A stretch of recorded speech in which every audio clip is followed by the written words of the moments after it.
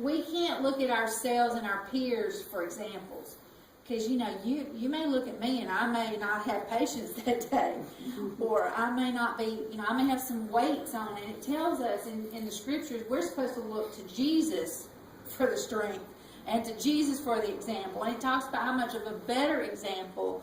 Sure, it's okay to look at folks that's good and godly like Abraham and Sarah and Abel and Rahab, but they still had flaws.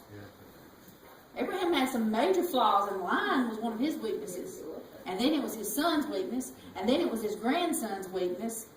So you can see, even in those examples, they had problems. But when you look to Jesus, you can't find a flaw in him. You can't.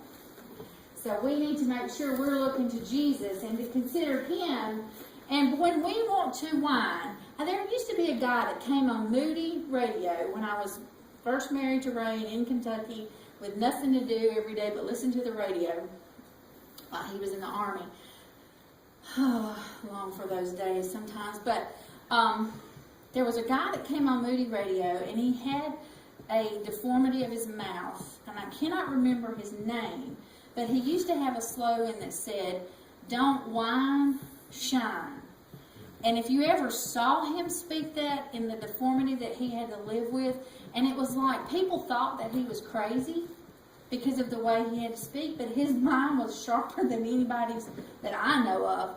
But, you know, he had to live with that. And the thing about it was, when you looked at him, you felt for him.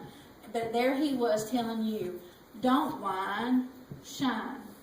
And so when I think about this scripture, when you consider everything that Christ went through and what other people are going through, it makes me feel bad when I do whine. And I can whine. And I have a witness.